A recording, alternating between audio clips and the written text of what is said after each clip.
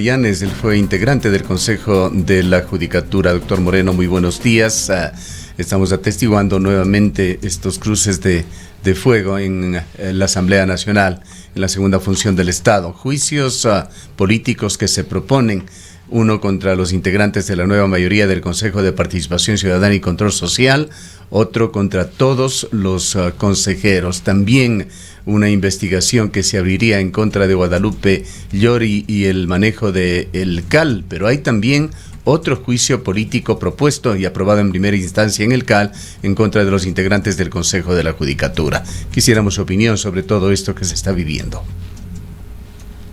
Muy buenos días, ingeniero. Muy buenos días, licenciada. Buenos días a la ciudadanía que nos escucha y nos ve por este prestigioso medio de comunicación como es Antena 1 FM. Evidentemente observamos una situación bastante complicada dentro de la política ecuatoriana, de manera especial aquella que tiene relación con nuestra Asamblea Nacional.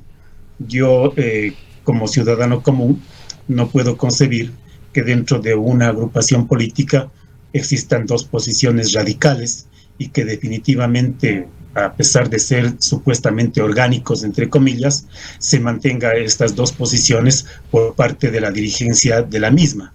Y me estoy refiriendo concretamente a Pachacuti. Pachacuti tiene una posición de un grupo minoritario que sostiene y argumenta de que son rebeldes y radicales dentro del ala de Pachacuti. Y esa rebeldía y esa radicalidad les lleva justamente a tener vínculos con la organización política de derecha, más allá incluso de la derecha, como es el Partido Social Cristiano, y con una agrupación populista como es justamente el UNES o el grupo movimiento del expresidente Correa. En definitiva, allí observamos posiciones que van desde la supuesta izquierda extrema, de esta ala que se dice de Pachacuti, hasta una posición de derecha extrema y un populismo de derecha. ¿Cómo concebir eso efectivamente? Entonces, la respuesta que nos sale es única y exclusivamente por el interés de captar el poder en las distintas dignidades que tienen que ser en su momento designadas y elegidas por el Consejo de Participación Ciudadana y Control Social, órgano que no tenía ningún inconveniente mientras esta supuesta mayoría estaba en manos del grupo que el Partido Social Cristiano y el grupo de UNES efectivamente lo veía con buenos ojos. Esa mayoría probablemente se viró y ahora se ha vuelto minoría. E incluso se mantuvieron estos tres miembros dentro de la Asamblea Nacional, interrumpiendo una de las tareas del Estado, de los servicios públicos, como fue el Consejo de Participación, por algunos días. Y evidentemente también, entonces, visto eso, proponen inmediatamente un juicio político a quienes ahora son las mayorías, que entiendo lo preside el señor Ulloa o el doctor Ulloa, conjuntamente con tres vocales más. Y claro, entonces probablemente ese poder político que pretendían captar, como era la Contraloría, probablemente la Procuraduría, algunas superintendencias, el Consejo Nacional Electoral, el Tribunal Contencioso Electoral, el propio Consejo de la Judicatura, todos estos que probablemente los cuatro primeros que deben efectivamente entrar en esas líneas, el último que también le han propuesto un juicio político, conlleva captar el poder político. Y de eso se trata en definitiva, pero no en buenas vidas, sino justamente a través de estas maniobras. Ahora, doctor Moreno, muy buenos días. Quizás en este contexto nos preguntamos cuál es la salida a la situación del Consejo de Participación Ciudadana, aunque estamos ya a meses de elegir a sus nuevos integrantes, que será una elección que se llevará a cabo conjuntamente con las elecciones seccionales del año 2023. Pero nos preguntamos entonces si una de las expectativas es que se resuelva a través de estos procesos al interior de la Asamblea Nacional, con todo lo que está detrás y que usted mismo acaba de hacer un pequeño análisis al respecto, ¿por dónde debe ir la solución a lo que está ocurriendo? ¿Por qué preguntamos esto? Porque en manos de este grupo de personas está la designación de autoridades. Venimos esperando por muchísimos meses, se ha retrasado por muchísimo tiempo la elección de Contralor, de Defensor del Pueblo, de superintendencias, entre otros. Una salida le veo bastante compleja, complicada al interior bajo estos radicalismos que tienden justamente a captar el poder político. Salvo que, como ocurrió con la famosa ley de tributación, donde se elevó los impuestos de manera especial a la clase media y concretamente a los que están en relación de dependencia pública y privada, efectivamente bajo un acuerdo UNES-gobierno implícito, ahora también vayamos probablemente a ver un acuerdo de esa naturaleza, donde por debajo lleguen justamente a que ese poder político pueda ser captado por algunas fuerzas, no solamente del Partido Social Cristiano, sino también probablemente del gobierno. Es decir, yo no descarto esa posibilidad de que exista al interior, y con eso incluso el famoso juicio político propuesto para los de la mayoría o propuesto para todos, que de allí o no llegue definitivamente a ningún otro rango. Eso es, lamentablemente, este órgano, el Consejo de Participación Ciudadana. Personalmente, para mí, lo he dicho ahora, lo diré y lo dije también hace mucho tiempo, no tiene razón de ser. Definitivamente no puede la sociedad constituirse en poder. El momento en que la sociedad se constituye en poder, se le está vaciando a la sociedad y se vuelve Estado.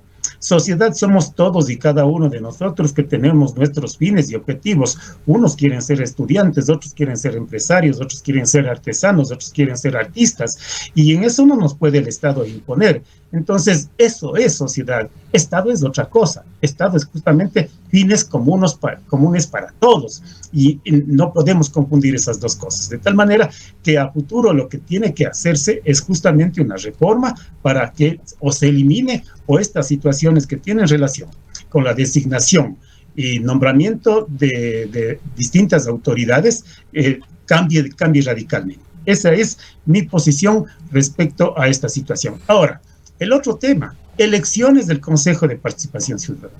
Ahí hay unos vacíos tremendos en la ley orgánica del Consejo de Participación Ciudadana para la elección de estas dignidades. Obsérvese, uno, reformada la Constitución y con esta ley se establece que los más votados de entre los candidatos serán los que justamente lleguen a esa curul, sabiendo que 3 son de varones, 3 de mujeres y 1 por los grupos de las nacionalidades, colectivos, etcétera, sin perjuicio de que si alguno de ellos en esas agrupaciones dicen yo soy de esto y sale, definitivamente esas nacionalidades quedarían sin representación. Entonces, los suplentes son igualmente los que les siguen en votación y así sucesivamente. Pero hay problemas graves en ese tipo de elección. Primero, que elimina la proporcionalidad por mandato constitucional. Segundo, hay que darles también asignaciones para la campaña electoral. Tercero, allí vienen los inconvenientes respecto al procedimiento. Si bien la ley expresamente prevé que en lo que no esté previsto en la Ley Orgánica de Participación Ciudadana, se estará la Ley de Elecciones o al Código de la Democracia, me pregunto, ¿va a existir justamente un debate entre todos los miembros que van a participar en esta contienda electoral, que probablemente sean decenas o centenas, como lo es para un presidente o vicepresidente de la República, que es obligatorio la participación, y si no participan, quedan incluso fuera de la ley electoral? ¿Qué pasa con el tema de las nulidades, de votaciones, de elecciones, de escrutinios de estos candidatos? ¿Qué pasa con el tema justamente referente a infracciones y sanciones? Porque una cosa es todo esto para elecciones de representantes de presidentes, alcaldes, prefectos, etcétera, que los regula el Código de la Democracia. Y otra cosa es justamente para estas otras dignidades que dice, en lo que no esté previsto, coja el Código de la Democracia. No están así. no es en el coger otro código para yo querer justamente tapar todos los vacíos o las contradicciones que existen en esta nueva ley. Vea lo complejo y lo grave. Y por eso es que el Consejo Nacional Electoral y el Tribunal Contencioso Electoral probablemente están diciendo, no vamos a salir de estas nuevas elecciones, porque a más de los candidatos para alcaldes, prefectos, concejales, tenemos este otro inconveniente también con los del Consejo de Participación Ciudadana, que serán decenas o centenas. Qué grave el problema que se nos viene, porque lamentablemente la forma como se elabora los marcos jurídicos en el Ecuador son alegres en determinadas circunstancias. ¿Cómo cambiar esta situación, doctor Moreno? Usted señala muy bien, muy acertadamente, que por atrás el interés en la función más relevante que tiene el Consejo de Participación Ciudadana y Control Social actualmente es este de los concursos para nombrar autoridades de control.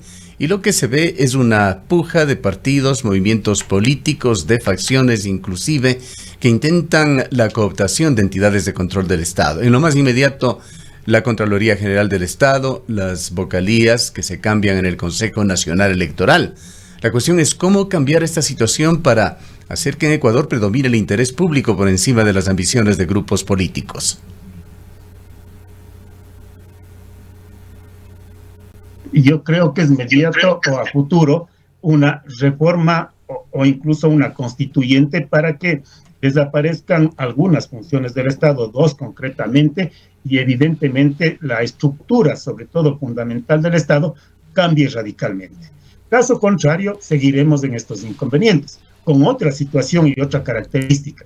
Debemos ir pensando, sobre todo acá en el Azuay, y yo como azuayo, sí lo digo y lo digo claramente, debemos ir repensando si el Estado unitario debe mantenerse o debemos pasar a un Estado compuesto que sea autonómico o sea federal.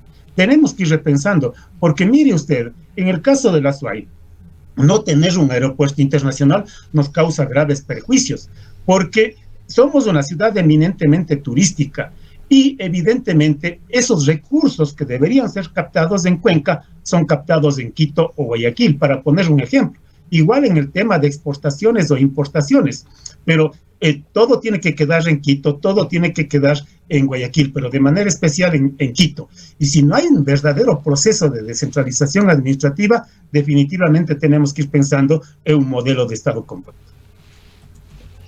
Ahora, doctor Moreno, otro de los temas que quedarían pendientes o estarían pendientes de debate y de analizar tiene que ver con en manos de quién debería estar o pasaría a estar la elección y la designación de las autoridades. ¿Este proceso debería volver a manos de la Asamblea Nacional?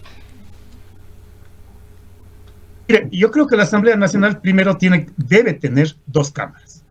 La Cámara Baja o de Población, que sería territorial, y la Cámara Alta o la de funcional, que sería de los senadores. Si queremos pensar democráticamente, al menos esta última Cámara debería tener un solo representante por cada uno de los distritos o provincias, para democratizar justamente al Estado ecuatoriano.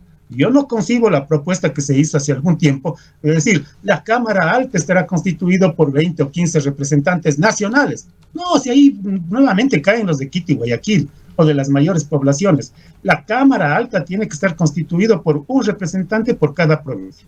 Y la Cámara Baja debería tener una representación que sobrepase los 500,000 habitantes, uno por cada 500,000 habitantes.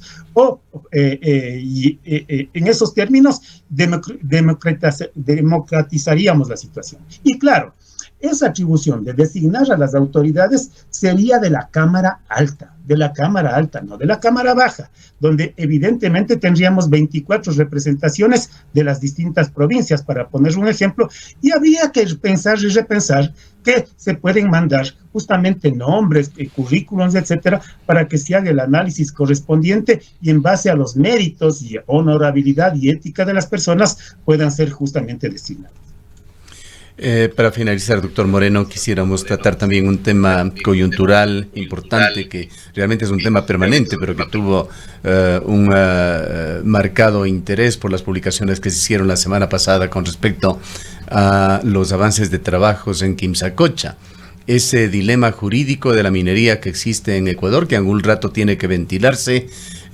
Por una parte están los resultados de consultas populares, entre ellas la consulta de Cuenca, están sentencias de la Corte Constitucional que marcan además ciertas excepciones que tienen que ser dilucidadas, que quieren, por otra parte, ser interpretadas a través de la lupa del Ejecutivo, que tiene una clarísima posición pro minera, pro explotación de recursos naturales, con los decretos que emitió el presidente de la República que facilitan la explotación minera y petrolera en Ecuador.